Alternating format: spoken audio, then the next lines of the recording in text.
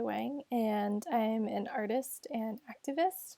My current medium is noodles, and before I start, I want to give a huge thank you to Bufu for putting together the Wi-Fi school. I'm going to talk today about a seemingly disparate set of things that center around the idea of being human as praxis, to borrow Catherine McKittrick's phrase about the scholar Sylvia Wynter's work. So through this journey, I want to share and think through with you the ways that knowledge is made and built through praxis, or the art of practice. And to think through this idea, I want to use cooking as a kind of vocabulary, a map, and a sort of living text.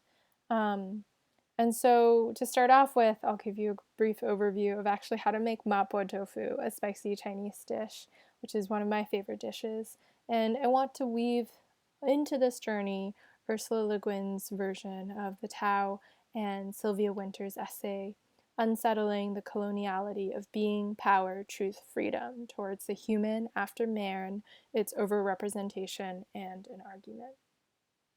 And along the way, thinking through how prophetic Wynter's essay is, especially the way she thinks about the construction of human or man as category. So just quickly, praxis, thinking of it as a reflection, action, something in practice, and it's complementary to theory, not opposed to it. Action without theory, I think of it as not praxis. So this is Mapo Tofu, which in Chinese means pockmarked granny tofu. So the story of this dish is that it was invented by an old Chinese lady with bad skin in Sichuan who lived in Chengdu. It's supposed to be very spicy, although you can adjust it to make different levels of spiciness. And I love it because I love spicy food, but there's also a few other reasons that I find it symbolic. So to make this dish, you will need a large pan, preferably a wok, and a block of tofu, soft. You'll need fermented chili paste, chilies, green onions, and cilantro, minced ginger. So for the fermented chili paste, there's this kind called pixian doubanjiang, which is from a particular region of Sichuan, but it goes well on everything. It's called the Nutella of China, or some people jokingly call it that. It's salty and spicy, but of course you can use any kind of chili paste, including things like gochujang, the Korean chili paste. So the first thing to do is to cube the tofu, and after cubing it, rinse the tofu under hot water for a minute. This makes sure that the tofu actually doesn't get watery in the dish. It's a trick that I learned. It brings the moisture to the top. In the wok, you're going to put a little bit of oil, some ginger, and then also the fermented chili paste. And then slowly this kind of red oil will start to come out of it. And at this point, you can add in the chilies, allowing them to sizzle for a second, and then put in the tofu, the peppercorns, and you can ensure that the tofu gets covered a little bit by the chili paste with a little bit of water, so that there's almost like this sauce that you can simmer the tofu in. And you can let this simmer for about 5 to 10 minutes until the tofu is cooked through, and then garnish it with cilantro and green onions. So in addition to being pretty tasty, making Mapo Tofu doesn't require a ton of time, money, or ingredients. And so it's becoming more common in Chinese restaurants in the US, which I take as a sign of a changing palate. And a lot of Chinese food, like chop suey, is actually made for the American palate. And so seeing something like Mapo Tofu in restaurants, it's exciting for me because I actually enjoy eating it. And, it's good to see that palates are changing to be more diverse. So for a long time, Chinese recipes also didn't have measurements, and I think that's significant to me. So it's this kind of like crystallization of the world that surrounds the recipe as it happens. So I think of it as, for this tofu dish, there's tofu that's available, and the availability of certain foods depends on bigger infrastructures like shipping, trucks, and refrigeration. And the way certain foods are prepared are also dependent on what's available, like is your fuel source a stove, a wood oven, or an outdoor fire. And this idea of measurement also has a long history, both in imperial and scientific rationality. The earliest measurements were based on the monarch's body, so a foot was literally a foot of the king. In the Enlightenment era of Europe during the 18th century, the metric system that we know was starting to form, and this actually came out of a necessity for trade, since the measurements used by each country was different. But when I think of Chinese recipes, like when you ask someone, a mom, an aunt, a family member, how they make certain dishes, they very rarely give you a handwritten recipe with precise measurements. And I think that gives the freedom to adapt the dish.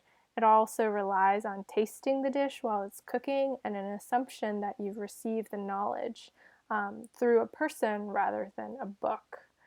And what I find it is really empowering is that there's this counterintuitive way about recipes being transmitted that's somewhere between an oral history and a magic spell and a ritual. And they're also a secret form of history. There's so many forms of food writing, but I think with recipes in particular, it's often siloed to its own thing. It's like, oh, that's just a recipe book. But it's not. It's reflecting a lot of what's in the world around it. And I think it's often siloed or dismissed because it is a form of writing that's been predominantly women's writing. The other thing about tofu is that it's rumored to have been invented by a Taoist. And Taoism is present, I think, in American culture in a number of forms, but it feels most popular in, the yin-yang symbol that you occasionally see everywhere. And the Tao is one of the Taoism's main texts. It was written by Lao Tzu. It's been translated into English numerous times. There's one version that's actually translated by Stephen Mitchell. Mitchell didn't know Chinese. His translation is based on other translations of the text, so he read like the German translation of the Tao. He said that his Zen training allowed him to give a version of the Tao that will add something to it. I don't know. That's for someone else to decide if it adds or doesn't. It has been accused of being Orientalist at times. But this version by Ursula Le Guin is my favorite, and I think a lot of the sections parallel the concepts that Wynter herself introduces. So a bit of background, Sylvia Wynter is an influential scholar, writer, philosopher born in Jamaica in 1928. She's cited and cites across a number of disciplines, including literary analysis, film, neuroscience, and psychoanalysis. So in the essay, Unsettling, the Coloniality of Being, she dissects the overrepresentation or construction of man. So you can think of it as man with a capital M throughout history. And she goes over a very long period of history to look at how this concept of man was formed.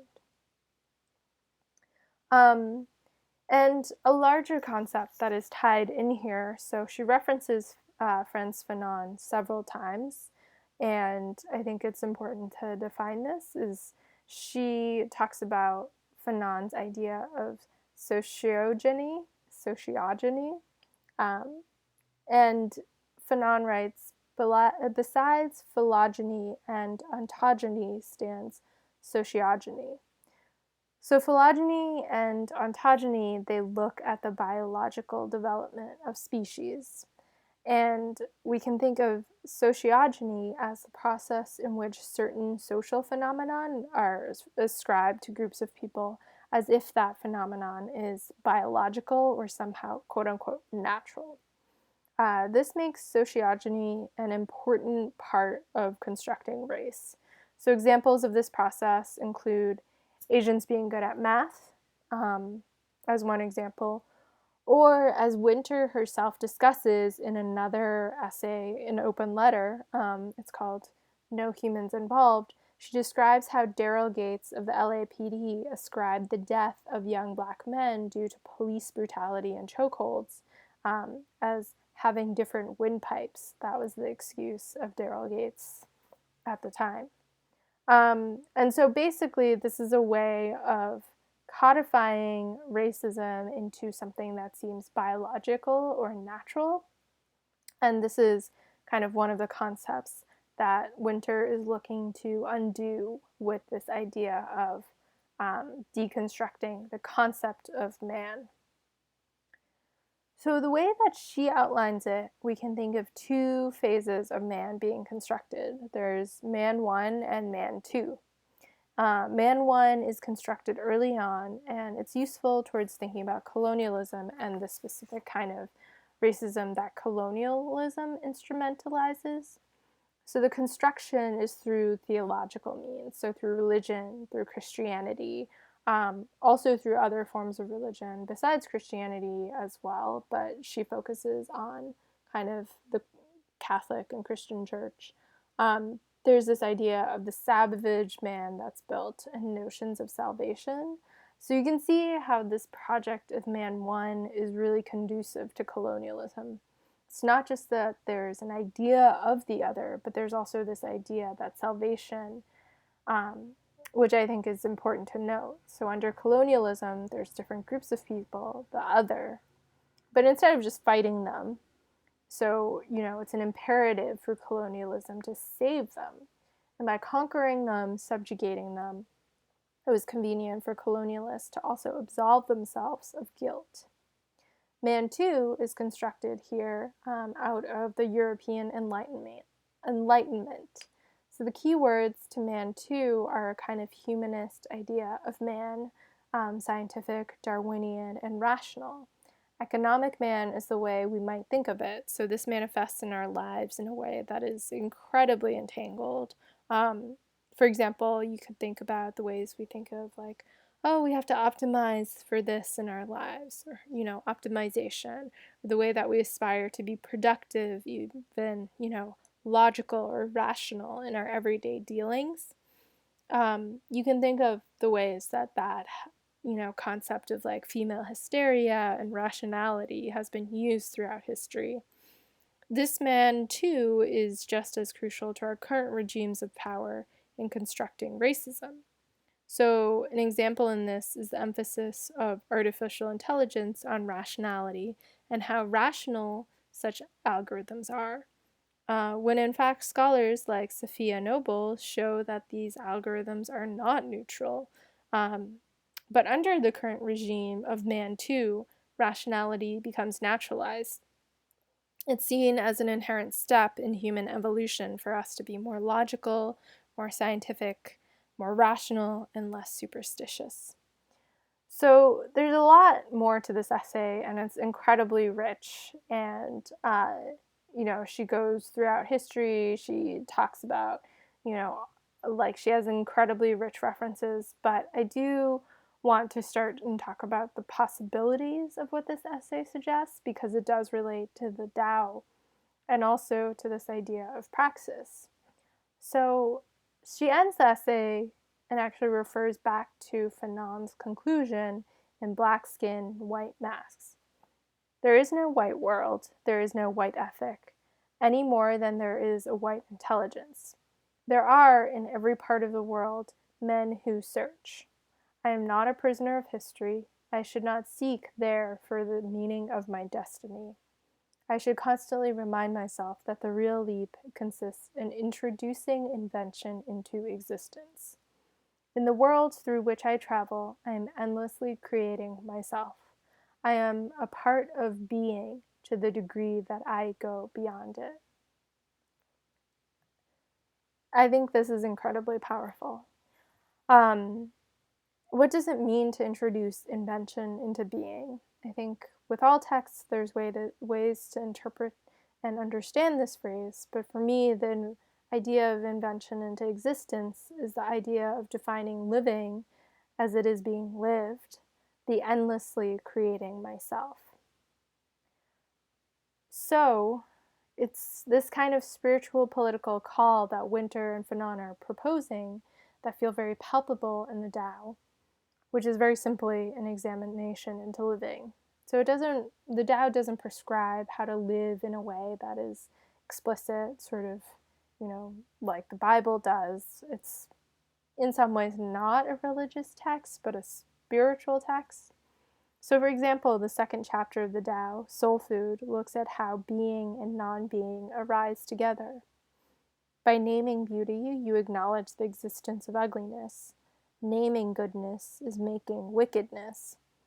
And what we can take from that is understanding that most of our categories are impermanent and culturally constructed, very much like our understanding of man and human as categories. Another interpretation of this chapter might be an example of thinking dialectically, so the thesis, antithesis coming towards some kind of synthesis. But the Tao suggests that even to name the thesis and the antithesis is already to lay a claim to something. That's why the wise soul does without doing, teaching without talking, to bear and not to own, to act and not to claim, to do the work and let it go is what makes it stay. In that, I find a similarity to the idea of invention into existence.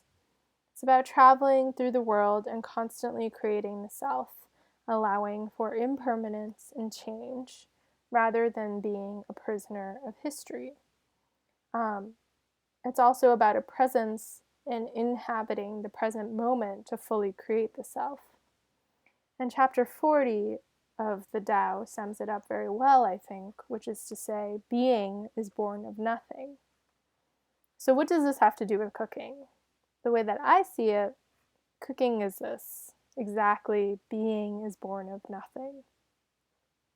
There's history, and there's where the recipe is situated, then there's making the dish itself. In the act of making, you must inhabit the present moment and embody all the senses available to you in order to create this dish. So it's this kind of grounding exercise. Taste, touch, smell, whatever senses you have available to you. There are no rules for cooking, which opens up the idea for me that, there's actually very few rules in the world. We've mainly just agreed with each other to live out certain fictions, but those fictions can be changed. But while you are cooking, you can change the ingredients, add more, and what happens, what results, is the physical response of all the ingredients that you have put together at the moment. And cooking is a special kind of act. It's somewhere like a ritual, but a ritual that demands presence and being in your body.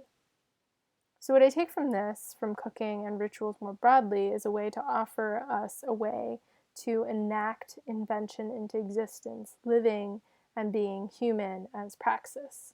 So I want to end with some questions, some prompts, some ways of thinking and mapping out a ritual for yourself into being. So this last slide is just kind of thinking through ways that ritual and being can be mapped out for yourself. And I think of it as, in the climate that we live in, it is very difficult to carve out time for yourself to come into being, the invention into existence that I had mentioned. And I think these are just some prompts and questions to maybe guide you, help you towards coming to a ritual that you can take for yourself. And I'm happy to answer any questions over email. Thank you.